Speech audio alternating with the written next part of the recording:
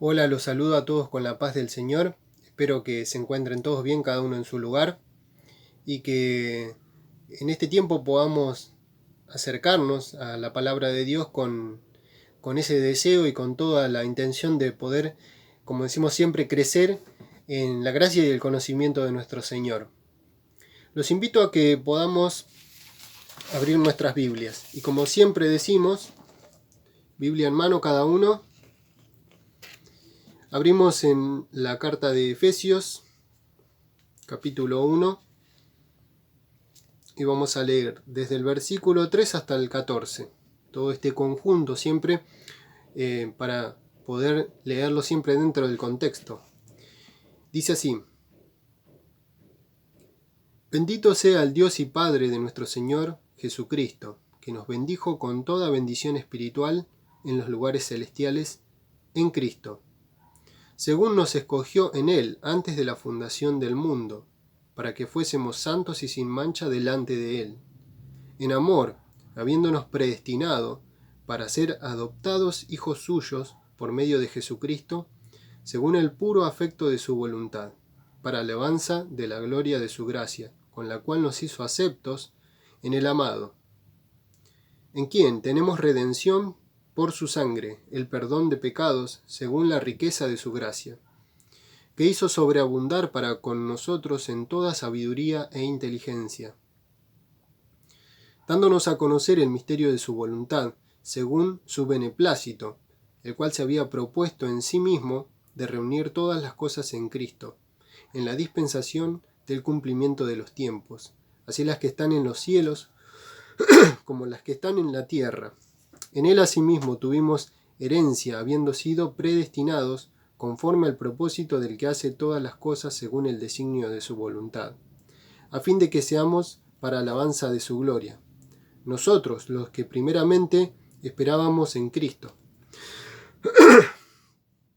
En él también vosotros, habiendo oído la palabra de verdad, el evangelio de vuestra salvación, y habiendo creído en él, fuisteis sellados con el Espíritu Santo de la promesa, que es las arras de nuestra herencia hasta la redención de la posesión adquirida para alabanza de su gloria.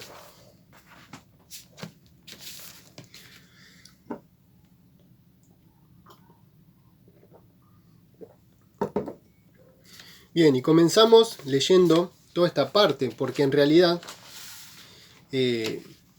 lo leemos como todo un conjunto. Si bien vamos abordando parte por parte, todo esto lo vemos y vemos que, vamos a decir, es como todo un desarrollo de parte de Pablo, ¿no? Que nos presenta de muchas cosas, muchas bendiciones, decimos, como dice en el versículo 3, bendiciones espirituales, con las cuales Dios nos bendijo. Y que en la riqueza de su gracia, es decir, en esa gran cantidad de favores, por eso decimos que no simplemente se limita la gracia a lo que es la salvación, sino que además nos da muchos otros regalos, muchos otros favores que tiene Dios para con nosotros, frente a los cuales Pablo los plantea en estos versículos y lo presenta como en una totalidad. Por eso yo no quiero cortarlos, estos versículos, ¿no? Estos 11 versículos del 3 al 14, porque presenta allí una totalidad, digamos, en el sentido de que primeramente comienza hablando de Dios antes de la fundación del mundo, antes de que existiese la tierra y cualquier cosa, antes de que existiéramos cualquiera de nosotros y alguna persona, Dios ya allí eligiendo a cada uno de nosotros y allí conociendo todo lo que después va a ser la historia. Es decir, pensando Dios antes de crear todo, en principio creando al hombre, bueno, creando al mundo, creando al hombre, viendo allí la caída del hombre y teniendo también a su vez un plan redentor para esa caída. Y vemos como dice, por ejemplo, en el versículo 10, ¿no? De que en la dispensación del cumplimiento de los tiempos, es decir, vemos en todos estos versículos una cómo Dios abarca todo. Es decir, pasa de lo que era antes de cualquier cosa, antes de la existencia de cualquier cosa, hasta la dispensación del cumplimiento de los tiempos. Es decir, llevándonos al tiempo final y ubicando a Dios como digamos, el administrador de todo esto, ¿no?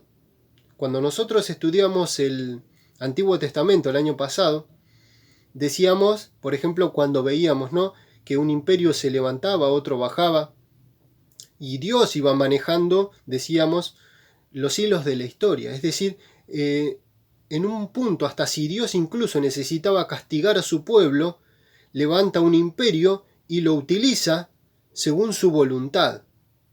Y vemos a Dios manejando, poniendo, sacando, bajando, poniendo reyes, bajando otros, dándole sabiduría a quien él quería, utilizando personas que no eran de su parte de su pueblo.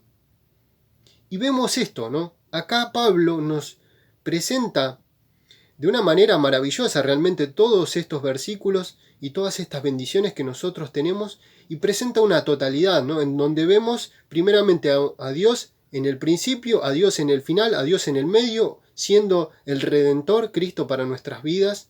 Es decir, como mostrando en toda esta sección pasado, presente y futuro, y en todo a Dios como el que dirige todas estas cosas, para que de alguna manera nosotros también podamos ser plenamente conscientes de quién es Dios y de lo que hace en nuestras vidas, y cómo nosotros somos instrumentos en ese plan de Dios.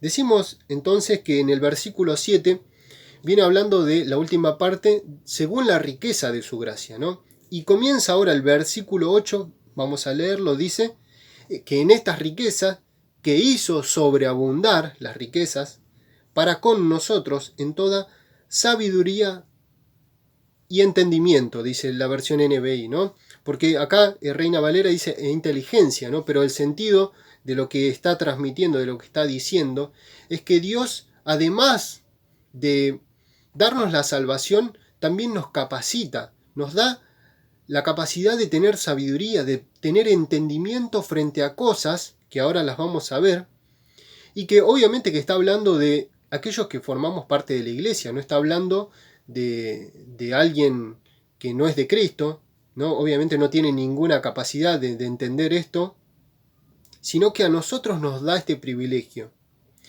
Todo lo que es sabiduría y entendimiento lo vamos a desarrollar la clase que viene, ¿no? Porque ahí vamos a ver los versículos del 15 en adelante, cómo en esta oración de Pablo, a su vez, más allá de todo esto que nosotros tenemos, todas estas bendiciones que son planteadas en esta sección, y que las tenemos a disposición nuestra, también en la oración Pablo dice y nos muestra que nosotros debemos ir en busca de ellas. Es decir, y debemos anhelar y desear y buscar. En este caso va a hablar de esta sabiduría y el entendimiento, para que podamos realmente conocer, tener ese conocimiento en el sentido, y eso lo vamos a desarrollar en la clase que viene, ¿no? Pero entonces dice el versículo 8, hizo sobreabundar toda esta gracia, dándonos sabiduría e inteligencia. Versículo 9 dice, ¿en qué?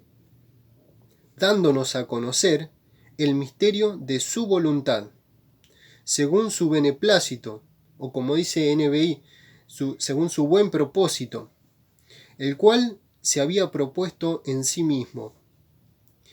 Cuando leía esta parte, si ustedes leyeron toda la carta, muchos de los temas que son mencionados en esta sección después vuelve y los abarca. En el capítulo 3 habla de un misterio, y cuando yo leí esta parte, en principio pensé que se refería al mismo misterio, pero en realidad no está hablando de lo mismo. En el capítulo 3, cuando lo estudiemos, vamos a ver que Pablo dice que a él le fue revelado un misterio, el cual él lo revela a la iglesia, que es el de la unión entre el pueblo elegido por Dios, los judíos, y nosotros, los que no somos judíos, incorporándonos dentro de ese mismo pueblo y creando así lo que es la iglesia, Dios. Y ese misterio es muy claro, ¿no?, en esa parte. Sin embargo, cuando leo esta parte, decimos, bueno, ¿será que está haciendo referencia a lo mismo? Sin embargo, cuando leemos el versículo 10, vemos que está hablando de otro tema, un poco más complejo, ¿no? Porque el versículo 10 dice, ¿cuál es este misterio? Reunir todas las cosas en Cristo, dice. Y cuando llegamos a esta parte, bueno, nos encontramos con un versículo que es un tanto complejo, ¿no? Porque dice reunir, es decir, el propósito de Dios, reunir. ¿Y reunir qué? Pensamos, ¿no? Reunir, ¿a qué se refiere? ¿No? Y buscaba pasajes paralelos o versículos, y la verdad que no hay otro que utilice la palabra reunir en este sentido, ¿no? Solamente, bueno, encontré en Colosenses, que es una carta paralela a Efesios, hay un versículo, ¿no? En el capítulo 2, el versículo 20, creo que es el versículo 20, que dice, bastante parecido, ¿no? Que Cristo, por la sangre de Cristo, por medio de la sangre de Cristo, reconciliar en Él todas las cosas. Porque acá está expresado de esta forma, ¿no? ¿Qué cosas? Todas las cosas. Y después agrega, tanto las que están en el cielo como las que están en la tierra. Y en Colosenses utiliza de una forma bastante parecida, ¿no? Reconciliar, dice, todas las cosas en Cristo, tanto las que están en el cielo como las que están en la tierra. Sin embargo, no es la misma palabra. Acá dice reunir y en Colosenses dice reconciliar. Es decir, en un punto podríamos encontrar alguna similitud en el sentido de que estamos hablando de algo que está apartado y se vuelve a unir, ¿no? Pero lo cierto es que las dos palabras en el texto original son distintas palabras. Un poco una ayuda nos da cuando habla de que en la dispensación del cumplimiento de los tiempos, continúa diciendo, es decir, que Dios administra hasta el cumplimiento de los tiempos. Está haciendo una referencia a los tiempos finales, ¿no? Y allí nos da la pauta de que allí es cuando entonces va a reunir todas las cosas. Una ayuda también que tenemos la encontramos en otras versiones, ¿no? Yo estuve leyendo varias versiones y la mayoría no son bastante parecidas a Reina Valera. Una que nos ayuda bastante es NTV, que se los voy a compartir. NTV dice, versículo 10, y el plan es el siguiente, a su debido tiempo. En esa parte es como que NTV simplifica bastante, ¿no? Lo que en Reina Valera expresa como en la dispensación del cumplimiento de los tiempos, porque que lo diga de esta forma, ¿no? A su debido tiempo, no tiene el mismo peso que cuando habla de que Dios está manejando de principio a fin todo lo que sucede y todos los acontecimientos son administrados. Esa es la palabra que utiliza acá Reina Valera, ¿no? Que tiene un peso muy importante en este sentido. Pero bueno, hasta ahí dice NTV, el plan es el siguiente, a su debido tiempo, Dios, y esta parte, reunirá todas las cosas y las pondrá bajo autoridad de Cristo. Es decir, agrega esa parte, ¿no? Reunirá todas las cosas y las pondrá bajo autoridad. Hay otra versión que también es bastante parecida, que es la versión Dios habla hoy. Dice así, leo esa parte nada más, dice, y este designio consiste en que Dios ha querido unir bajo el mando de Cristo todas las cosas, tanto las que están en el cielo como en la tierra. Es decir, unir bajo el mando de Cristo. Si bien son, esta versión Dios habla hoy no es tan literal como Reina Valera, es decir, esa porción no está en el texto original, pero ese agregado de alguna manera nos ayuda y nos da un sentido a todo lo que está diciendo. Porque en el caso de Reina Valera es bastante complejo poder entender a qué refiere. Y cuando acá habla, y tenemos la pauta, ¿no? Según la dispensación del cumplimiento de los tiempos, que está hablando de los tiempos finales, y de que dice que Dios va a reunir bajo el, vamos a decir, el señorío, es decir, el gobierno de Cristo. Ya ahí nos empieza a cerrar un poco más, ¿no?, la idea de que Cristo al final, en el tiempo final, va a ser el que va a gobernar sobre todas las cosas. Y un poco más, eso, bueno, ahí ya me lleva a Filipenses, ¿no? Yo les quiero compartir Filipenses capítulo 2, ¿no? Cuando habla de que Dios siendo, Jesús estando en su condición, se humilló a sí mismo, ¿no? Se hizo hombre, y siendo hombre se hizo siervo hasta la muerte, muerte de cruz, por lo cual Dios lo exaltó hasta lo sumo, y le dio un nombre sobre todo nombre. Y el versículo 10 dice, para que en el nombre de Jesús se doble toda rodilla de los que están en los cielos y en la tierra y debajo de la tierra, y toda lengua confiese que Jesucristo es el Señor, para gloria de Dios Padre. Es decir, en este versículo que nos muestra claramente ese reinado, ese señorío, ese gobierno, ¿no?, como dice la versión NTV, ¿no?, teniendo autoridad, y que va a unir todas las cosas. Es decir, y menciona, porque el versículo de Efesios dice tanto lo que está en el cielo como las cosas que están en la tierra. Y acá Filipenses dice lo mismo también, ¿no? Es decir, toda rodilla se va a doblar frente a Cristo. Y a su vez agrega en el cielo, en la tierra y debajo de la tierra, ¿no? Y está hablando de todos, tanto de las personas, como de los ángeles, como de los demonios, todos absolutamente arrodillados frente a Dios. Y cuando meditaba en este versículo, pensaba en la importancia, ¿no? Es decir, ahora dice la palabra de Dios, entonces tenemos esta sección en Efesios en donde nos dice que Dios nos da sabiduría y entendimiento para conocer estos misterios. Y dice, ¿cuál es el misterio? Que Cristo, a su tiempo, en el tiempo, cuando se cumpla, ¿no?, en la dispensación del cumplimiento de los tiempos, va a reinar sobre todas las cosas, tanto las que están en el cielo. Y yo pensaba, ¿no?, en ese momento, en ese tiempo. Y cuando pensamos en ese tiempo, vemos a toda la creación arrodillados. Y nosotros tenemos el privilegio de conocer esto. Es decir, nosotros hoy tenemos que arrodillarnos delante del Señor.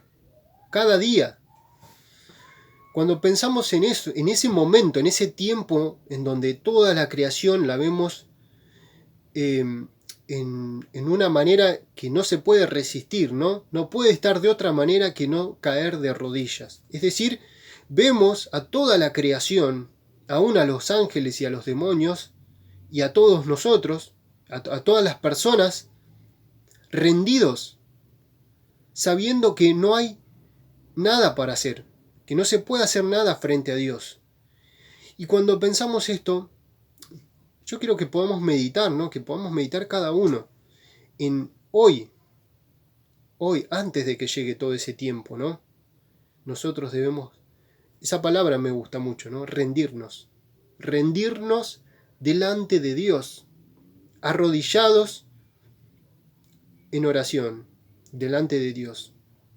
Como decíamos las clases anteriores, esta oportunidad de estar delante de Él y de rendirle nuestras vidas, de rendirle no simplemente alcanzando la salvación, no simplemente quedándonos ahí, diciendo, yo ya soy salvo, sino entregándole todas las áreas de nuestra vida al Señor, arrodillados delante de Él. Es un versículo muy, muy interesante en este sentido. Vamos a continuar. El versículo 11 dice, en Él asimismo tuvimos herencia, habiendo sido predestinados conforme al propósito del que hace todas las cosas según el designio de su voluntad. ¿No? Y acá también encontramos otro versículo controversial, ¿no?, porque en realidad en el texto original es una sola palabra. Lo que a nosotros se nos traduce como tuvimos herencia es una sola palabra que puede prestar a varias interpretaciones, ¿no? NBI dice fuimos hechos herederos, ¿no? Reina Valera dice tuvimos herencia. La conjugación más literal sería una conjugación entre estas dos. Sería fuimos hecho herencia. Es decir, no es tan claro quién sería el beneficiario de la herencia, ¿no? A nosotros se nos traduce como que nosotros tenemos herencia, pero bien podría ser que esté hablando de que nosotros somos la herencia. Es decir, que Dios es el beneficiario de esa herencia y que nosotros somos justamente la herencia. Dios es el que hereda a nosotros, ¿no? Y ambas son posibles, ambas en un punto también, si lo leemos y lo analizamos a la luz de toda la palabra, también tienen apoyo las dos, tanto una como otra. Y si lo leemos a la luz del contexto inmediato, ¿no? En toda esta sección que estamos leyendo, pienso que también ambas tienen su apoyo, podemos decir, ¿no? Es decir, si pensamos en que nosotros somos los herederos de Dios, sería, ¿no? Podríamos decir, bueno, viene hablando en el versículo, a partir del versículo 3 dice que tenemos bendiciones espirituales. Y las viene mencionando cantidades de bendiciones. Es decir, otra sería que somos herederos en este sentido. Y bueno, principalmente si lo leemos a la luz de toda la palabra, sabemos que somos también coherederos con Cristo, ¿no? Según encontramos en Romanos 8. Acá mismo, incluso, si leemos el versículo 5, dice que somos adoptados hijos suyos. Y el hecho de ser hijos ya nos ubica directamente en el lugar de herederos, ¿no? Porque el hijo es heredero. Pero si pensamos también en que Dios es el heredero de nosotros, ¿no? También podemos decir, tanto a la luz de toda la palabra, que Dios es nuestro dueño, que Dios es posesión, que nosotros somos posesión de Dios, ¿no? Incluso en los versículos inmediatos, si seguimos leyendo, viene hablando de esta unión entre tanto los judíos, ¿no? Porque dice a continuación, nosotros, los que esperábamos en Cristo, los judíos, dice Pablo, así también ustedes, los gentiles, ¿no? Que creyeron, que primeramente oyeron y que después creyeron, también siendo incorporados a ese pueblo, y de alguna manera el formar parte del pueblo de Dios. Si vamos al Antiguo Testamento tenemos cantidades de pasajes que nos hablan de el pueblo como la herencia de Dios o como la posesión de Dios, una posesión directamente de Dios. El pueblo era una posesión de Dios, ¿no? Encontramos, por ejemplo, en Deuteronomio hay un pasaje que dice Jehová, el pueblo es mi porción, ¿no? Tenemos también en Salmos pasajes en donde habla de esta posesión, y si buscamos acá en la parte, en estos versículos, inmediatamente también, por ejemplo en el versículo 14, que también se nos traduce, ¿no? En el versículo 14 que el Espíritu Santo es la garantía de nuestra herencia hasta la redención de la posesión adquirida. Yo quería leerles NBI como lo explica esta parte. Dice el versículo 14, este garantiza nuestra herencia hasta que llegue la redención final del pueblo adquirido por Dios. Es decir, claramente marca la posesión, es decir, Dios como poseedor de su pueblo. Dios es el que es dueño de su pueblo, ¿no? Es decir, ambos tienen apoyo dentro de toda la Biblia y dentro de todo el contexto. Es decir, podemos pensarlo de ambas formas. Yo creo que ¿en qué nos cambia? Porque obviamente no es algo que es una herejía, ninguna de las dos, sino que por el contrario, yo creo que lo que nos cambia es el enfoque de cómo abordamos estos versículos, ¿no? Por ejemplo, si nosotros pensamos entonces en que Dios es el heredero de nosotros, ¿no? Y que Dios es nuestro dueño, entonces ahí nosotros somos posesión de Dios, directamente no somos nuestros. Es decir, en ese sentido, Incluso también por lo que dice, los para de esta sección, ¿no? Siempre para qué Dios hizo todo esto. Por ejemplo, versículo 12 dice, a fin de que seamos para alabanza de su gloria. Es decir, para que nosotros le alabemos a Él. Y nosotros no somos dueños de nuestras propias vidas, sino que estamos al servicio de Dios y para alabarlo a Él, para alabar su gloria, su majestad, ¿no? Nosotros el año pasado estudiamos lo que es la gloria, ¿no? Ese peso que tiene esta persona, esa importancia, toda su magnificencia, y para que nosotros alabemos a este Dios. Y si lo tomamos desde el punto de que nosotros somos los herederos, bueno, en ese sentido yo creo que también tenemos muchas conclusiones para sacar, ¿no? En el sentido de que debemos valorar esto también. Es decir, tenemos esta herencia y tenemos toda esta cantidad de privilegios frente a los cuales debemos vivir con nuestros ojos puestos en esto, en que tenemos esta herencia esperándonos. Y muchas veces, creo que a lo largo de nuestra vida, nuestra mirada se desenfoca de esto. Y muchas veces a lo largo de nuestra vida aparecen cosas que nos distraen y que captan toda nuestra atención. Creo que si lo vemos de este punto, ¿no? Que podamos realmente tener nuestra mirada puesta en el cielo y en esta herencia esperándonos, que es Dios mismo. Es decir, tanto uno como otro nos dejan un mensaje para que podamos reflexionar. Yo estuve pensando mucho, ¿no? En cuál será la interpretación. Lo dejo a tu criterio, ¿no? Creo que cada uno nos es de bendición también para nuestras vidas. Y continuamos. Dice, habiendo sido predestinados conforme al propósito del que hace todas las cosas según el designio de su voluntad, a fin de que seamos para alabanza de su gloria. Nosotros, los que primeramente esperábamos en Cristo, en Él también vosotros, habiendo oído la palabra de verdad, el evangelio de vuestra salvación, y habiendo creído en Él, fuisteis.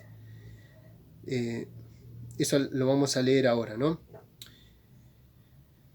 Dice que entonces tuvimos herencia y fuimos predestinados, ¿no? Nuevamente aparece esta palabra que ya estuvimos meditando un poco en las primeras clases, y aparece algo que también está muy presente, que es la voluntad de Dios. Y esta conjugación, estos versículos son muy interesantes en este sentido, ¿no? De que aparece por un lado y lo va trayendo uno y otro, ¿no? La voluntad de Dios, la elección, la predestinación, y por otro lado lo que dice, cuando dice, también ustedes, habiendo oído, habiendo creído, es decir, poniendo por otro lado la responsabilidad de nosotros de oír, de creer, ¿no? Allí, estas dos cosas que muchas veces entran en tensión según nuestro razonamiento, ¿no? Pero que para Dios son totalmente posibles.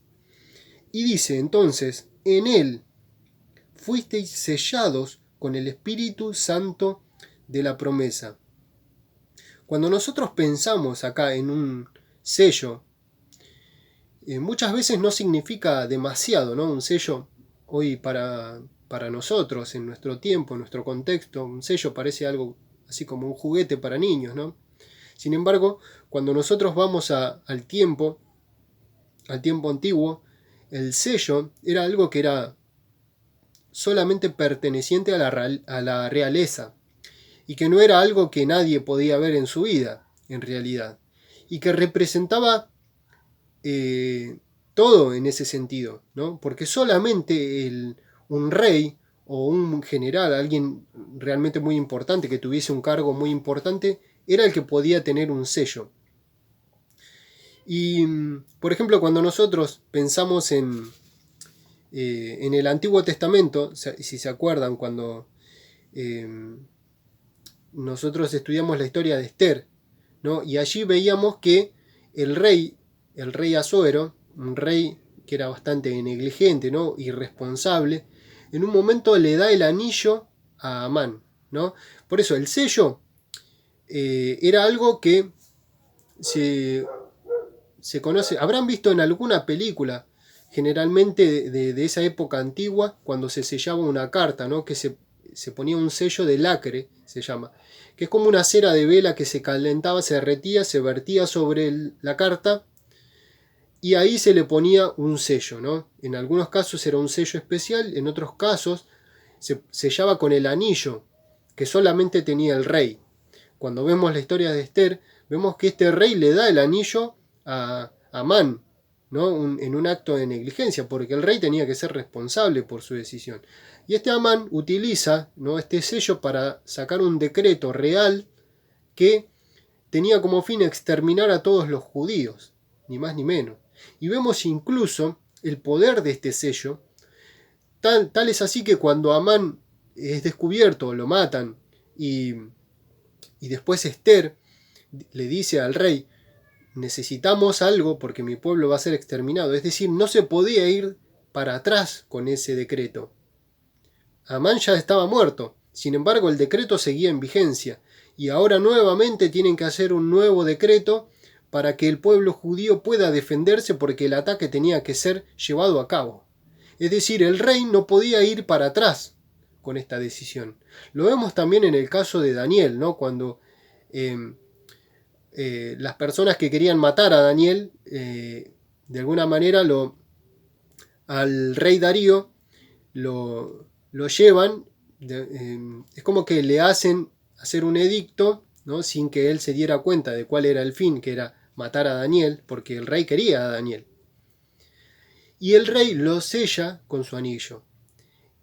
Tal es el punto de que no se puede ir para atrás, de que cuando él se entera que Daniel tenía que morir, va a hablar con Daniel y le dice, Daniel, yo lo sellé con el anillo, y esto no se puede incumplir, esto se tiene que llevar a cabo. Yo quisiera no hacerlo, pero ni siquiera yo puedo abrogar esta ley.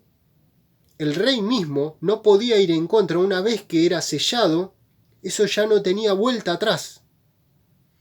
Y en este contexto, Pablo utiliza esta imagen, la del sello, para decir, nosotros fuimos sellados con el Espíritu Santo de la promesa. Es decir, que es algo que no tiene vuelta atrás. No hay posibilidad de retractarse una vez que somos sellados. Y no depende de nosotros incluso, sino que depende de Dios. Y Dios ya una vez que sella, no hay vuelta atrás. Ya está así, ya está. Se tiene que cumplir o cumplir. Es muy interesante en este sentido. Es decir, nos da la idea de una seguridad que tenemos en Cristo, y pensar en cada una de estas cosas, que yo creo que realmente es interesante en este sentido, ¿no? Cuando nosotros vamos a la carta de Efesios, nos encontramos con una carta que nos habla de un mensaje de parte de Dios enviado a una iglesia, y pensemos en esto, para que nuestra iglesia, yo cuando leemos esta carta pienso en mi iglesia, ¿no?, o en todas las iglesias de Dios, dándonos este mensaje. La carta de Efesios es un mensaje de parte de Dios a la iglesia para que la iglesia sea una iglesia madura, como dice en el capítulo 4, versículo 13, ¿no?, a fin de que sea un varón perfecto, a la estatura de la plenitud de Cristo, ¿no? Ahí el sentido no es algo imposible, no está hablando de nada que ninguno pueda alcanzar, sino que está hablando en un sentido de que sea maduro, un varón maduro, a la estatura de la plenitud de Cristo. Es algo que es posible, que es muy difícil, pero que sí es posible. Y esta carta nos presenta, por ejemplo, todo lo que estuvimos estudiando en esta parte, ¿no? Y que dice, para que sea para alabanza de su gloria, ¿no? Es decir, para que podamos valorar. Cuando dice, y termina de esa forma, ¿no?, para alabanza de su gloria, para que nosotros valoremos todo lo que dice acá, toda esta cantidad de bendiciones que tenemos, teniéndolas presentes en nuestras vidas, de forma tal que la valoremos, le demos el valor que se merece y podamos vivir en consecuencia. Cuando nosotros leemos esta carta, nos encontramos con este mensaje, y si nosotros pensamos en la iglesia de Éfeso, nos encontramos con una iglesia realmente importante y una iglesia que tiene características muy buenas en realidad. Encontramos en el libro de Apocalipsis, no vamos a abrir Apocalipsis, un mensaje para esta iglesia de parte del Señor. Apocalipsis capítulo 2.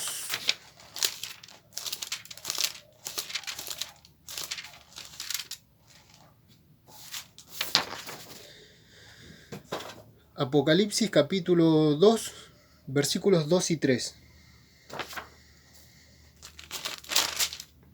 Dice así. Este es un mensaje para la iglesia de Éfeso. Yo conozco tus obras y tu arduo trabajo y paciencia, que no puedes soportar a los malos, y has probado a los que dicen ser apóstoles y no lo son, y los has hallado mentirosos. Y has sufrido, y has tenido paciencia, y has trabajado arduamente por amor de mi nombre, y no has desmayado. Vamos a leer el versículo 6. Dice, después del pero, ¿no? Dice, aborreces las obras de los nicolaitas, las cuales yo también aborrezco. Es decir, estos eran herejes. Y dice una gran cantidad de características de esta iglesia, que cuando nosotros las leemos, son características típicas, podemos decir, de una iglesia que realmente es madura, de una iglesia que tiene cosas realmente admirables y que a mí me encantaría que en nuestra iglesia podamos tener. Porque dice, primeramente nos presenta una iglesia que trabaja, dice arduo, presenta la palabra arduo trabajo, es decir, que se esfuerza en el servicio. Y ahí estamos hablando, no estamos hablando de una iglesia que se quedó con la leche, sino con una iglesia que decide seguir avanzando, seguir dando pasos y servir al Señor, poner en marcha sus dones, tener conocimiento, es decir, ha sabido discernir entre el que es un falso maestro y echarlo, ¿no? Y decir, esto es una mentira lo que está diciendo. Y cuando pensamos en esto, realmente creo que es algo admirable. Cómo quisiera que pudiéramos tener una iglesia con todas estas características. Sin embargo, les dice algo que les pasó, ¿no? Versículo 4 dice, pero tengo algo contra ti, que has dejado tu primer amor. Y el versículo 5 dice, recuerda, les da este consejo, ¿no? Recuerda, por tanto, de dónde has caído y arrepiéntete y haz las primeras obras. Cuando nosotros encontramos este mensaje a una iglesia así, ¿no? Y ahora nosotros estamos estudiando la carta a esta iglesia, a Éfeso, y vemos que Pablo le viene mencionando una gran cantidad de bendiciones que yo creo que en un punto hasta son muy conocidas por nosotros, porque forman parte de lo primero que recibimos. Y son aquellas cuestiones que muchas veces con el tiempo, de alguna manera, se van apagando, nos vamos como, no sé si olvidando, o van quedando, pero no tienen el mismo peso que cuando se recibe este mensaje, ¿no? Alguien que tiene el primer amor es alguien que tiene toda esa pasión, que tiene todo esto que venimos estudiando siempre presente en su vida. Esto me hace pensar, me hace acordar algo que una vez un pastor me dijo, hace un tiempo, ya hace unos años, cuando viajamos a Misiones, en la casa de nuestros amigos allí en Misiones, un pastor de su iglesia que no conocimos en esa oportunidad, nos dio un mensaje que realmente impactó mi vida y fue de mucha bendición.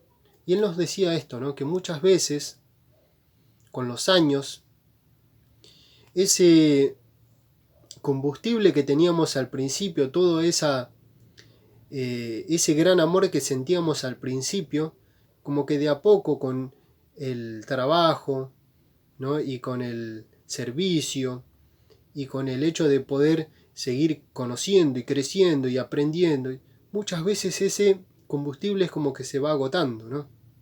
Dice la palabra de Dios también que no nos cansemos de hacer el bien. Es decir, nos da la pauta de que hacer el bien es algo que cansa, que produce un desgaste. Y la palabra nos dice, ¿no? No nos cansemos de hacer el bien. Y en este sentido yo creo que la iglesia de Éfeso, el mensaje que le da, es un mensaje que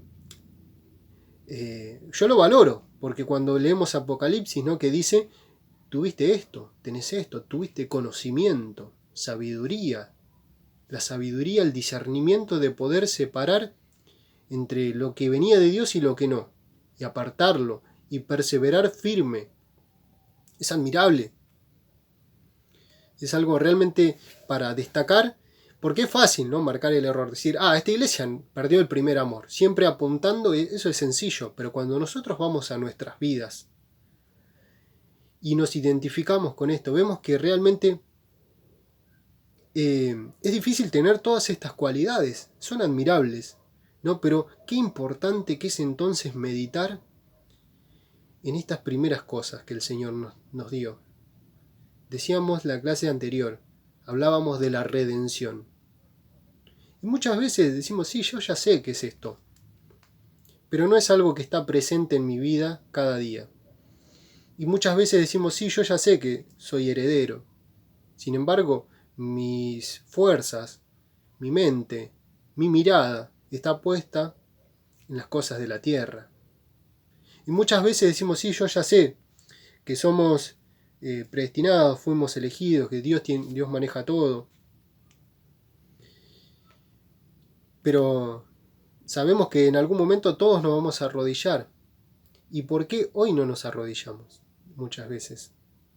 ¿Por qué esta pasión de la que habla el Señor y que le dice a la iglesia, ¿no? Volvé a las primeras cosas, a las primeras obras. Arrepentite y volvé a las primeras obras. Es decir, arrancaste bien con esto, pero de a poco se fue apagando. Este es el desafío para toda nuestra vida.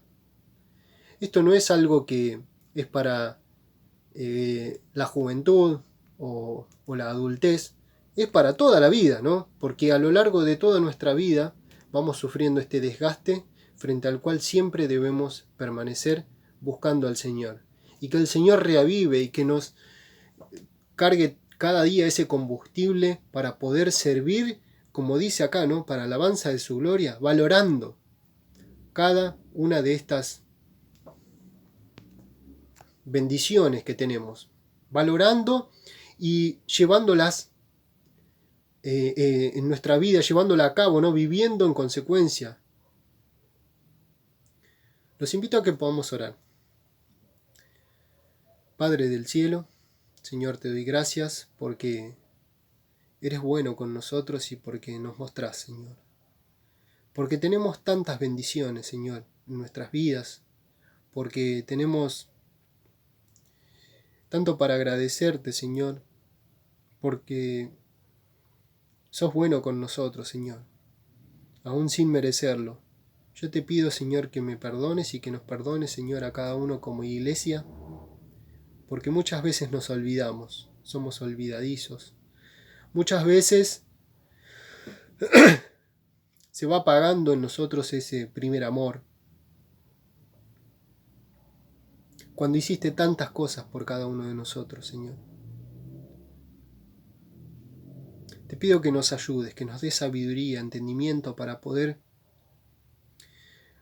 servirte, como dice tu palabra, que podamos estar bien ubicados, posicionados en Cristo Jesús, creciendo también en el servicio, en nuestro andar cristiano, para también batallar, Señor, en esta guerra espiritual,